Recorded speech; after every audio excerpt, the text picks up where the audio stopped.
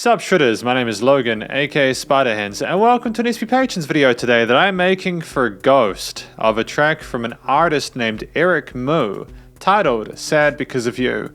And if we switch over to here, I've got the stream deck in a different position today, so it's a bit weird pressing the buttons. We're going to be listening through this track from start to finish as part of a Ghost Custom Monthly Music Review, and we're going to hear what we think. Let's go. I haven't listened to Eric Moo before, I think, and we have lyrics as well at the end to check through. Thanks to Ghost for those. Oh, that's a really sweet plucked melody there. Very 80s.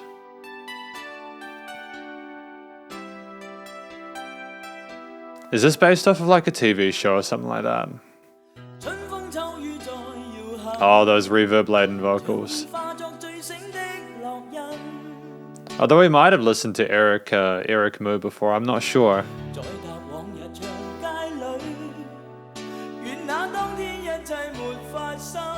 This is sounding familiar to me, actually. Have we listened to this before? Oh, that bass line, dude, was phenomenal. That Moogish kind of wow, wow, wow, wow, wow. I love how round it is and how it kind of goes back into itself.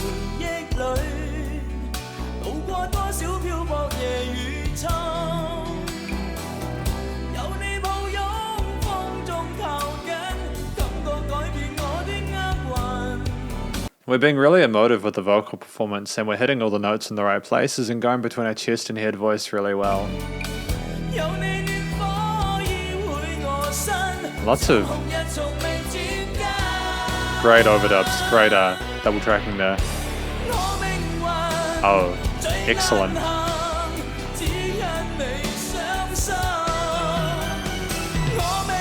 I love those bum bum bum bum. It's a kind of a cool response to kind of fill in the gap without a vocal line. I think it's a great way to end it and do a loop.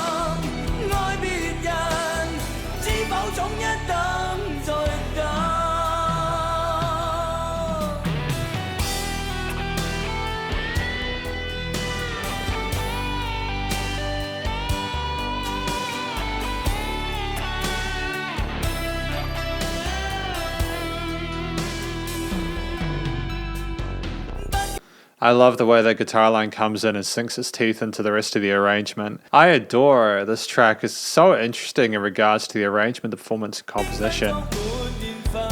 We're not just sitting on one chord progression or bass line.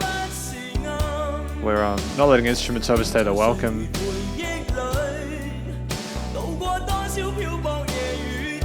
But the motif is also incredibly easy to follow along to.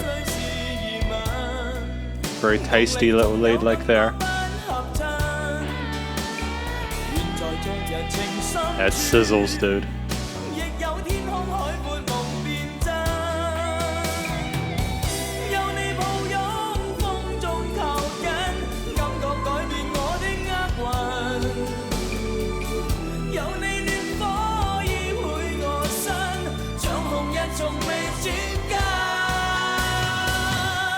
I love that extra bar that they put here to have the guitar loop back into the chorus or transition into it. And I also enjoy that bit of vocal fry we have there with the double tracked vocals. It's a great amount of tension. Boom. Sounds like a minor 7 flat 5 or something like that going on there with the harmony. It's a really cool, great device.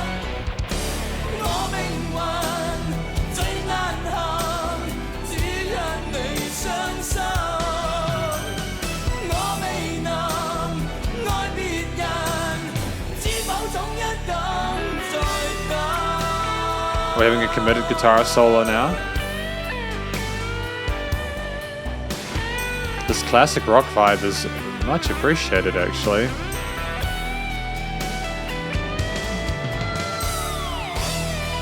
Great panning of that guitar on the left side. I'm really enjoying where that's placed. You know, having one side and then the other side is almost like the instruments having a conversation with one another.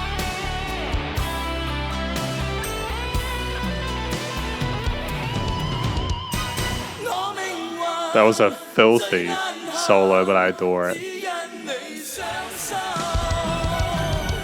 Oh, excellent work with the triplet. Phil coming in here with those kicks especially.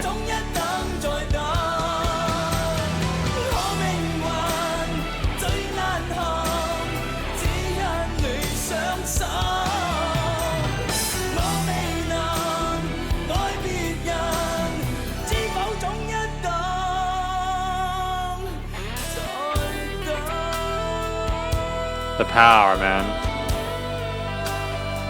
Excellent vocal performance, really intricate, interesting, engaging accompaniment behind it, and the production as well as fantastic major label grade.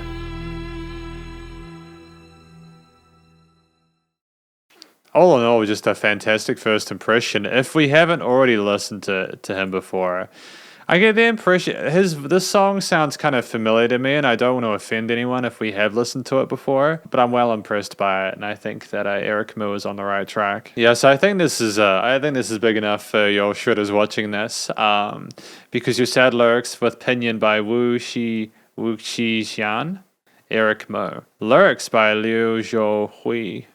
My pronunciation is potentially not great, so I apologize for any offense caused. Hang on, I need to actually, yeah, because the problem with this website is it's got this little thing here that comes in, and when you zoom in, it goes in front of the first letters of it, and it's a real shame. I suppose I can kind of go, no, it's just awkward. What is the song about though, lyric-wise? You know, some of these lyrics are a little bit intense. Spring wind and autumn rain is shaking like a drunken awakening of the imprint. I'm wondering if there's different synonyms we could have used here to give more context to the English translation, but I also know it can be very difficult to translate to English from this language, you know. Crossing more or less, floating more, night rain invasion. I'm not trying to be facetious or patronizing or anything like that. It's just a bit of a time. We got warm the fire against my body like a red sun never near. My luck is the worst. Just because you broke my heart, I cannot love another. So is that why there was like a moment where like the man and the woman were crying and they were just tearing up? It was just horrifically dramatic, and I don't know what the context for that was. Was that because of something that happened? Maybe I saw a person die in there as well and the guy crying. I'm sure there's more context that I'm unaware of, and I'm obviously happy to learn more about it if you want to sort of educate me on this. Because you're sad. I'm not sure how to approach it. May it never happen. It's never too late.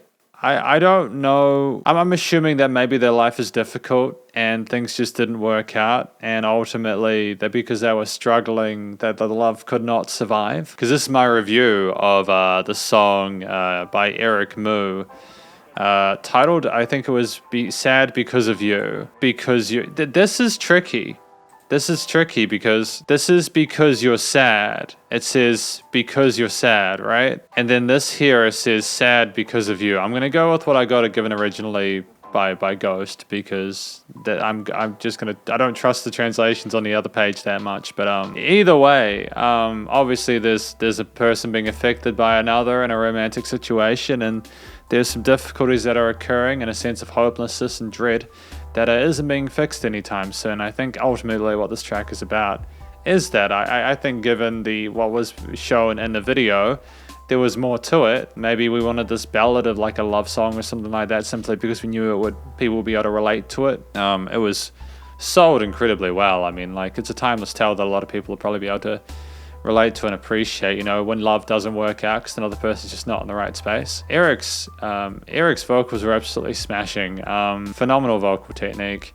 Again, comfortable with the head and chest voice. Nice use of vibrato and some legato passages as well.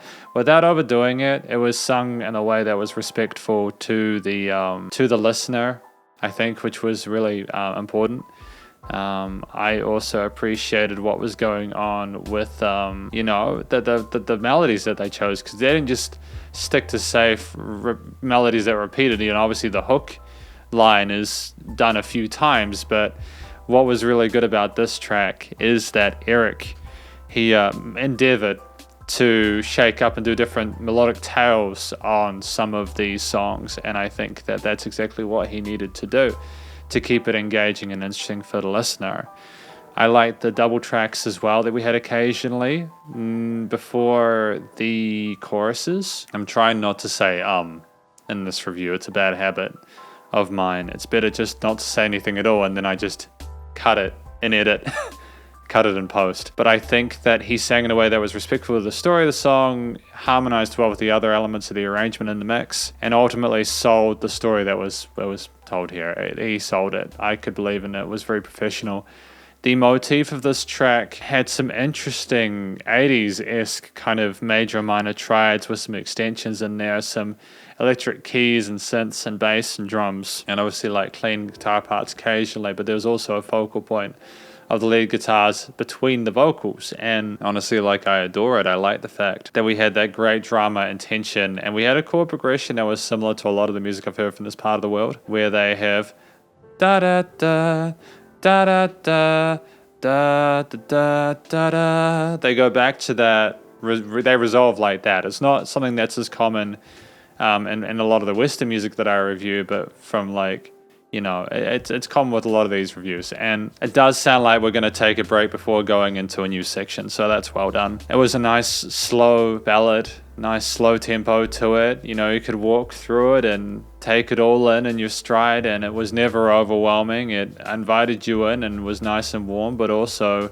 illustrated the emotional damage that was caused by the situation and turmoil that the vocalist was going through as the protagonist of the story. I'm not sure how much it has to do with the literal plot of the show that this is, you know, showing in the background of the video or in the video, but nevertheless, I feel as if it could relate to it somewhat as well. I think that you had interesting individual melodic ideas with, like, the synths and the keys and stuff at the beginning. The drums had a great range to them. You worked between those 8th, 16th, and triplet fills. The bass, there was a really interesting 80s sort of bassish, sort of moogish kind of roundish tone there, that wow, wow, wow. And I love it to pieces. I think it's a really fresh sound to that bass. Even nowadays, when we're so oversaturated, we're almost forgetting the fundamentals. And I think that one of the most important things you can have in a song is interesting sounds, not just ones that sound good,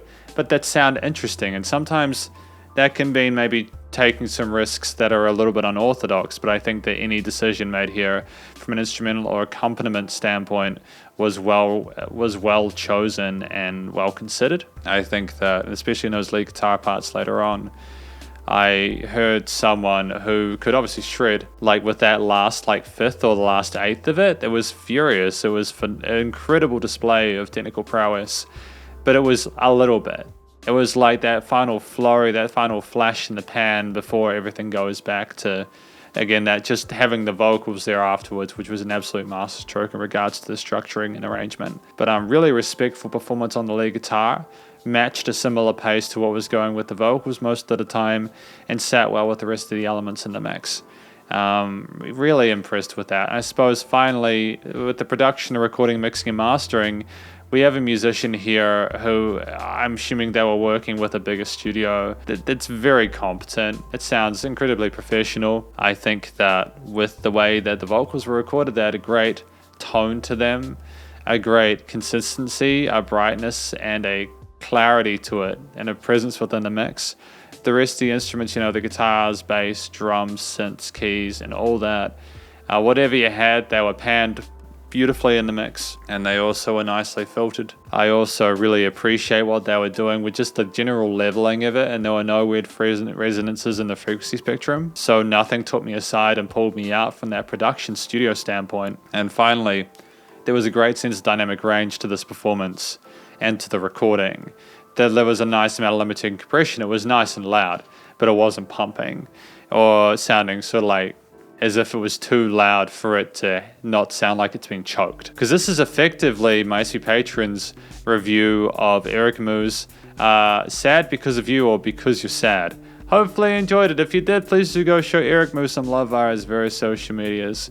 And I'm assuming this will be on digital stream platforms and YouTube. And stay cool when it is on YouTube. And stay cool and stay safe. Please remember to support your local musicians and artists at this point in time, as they need the help more than ever with all the crazy stuff going on in the world. And I will catch you in the next review. Spiderhands Out.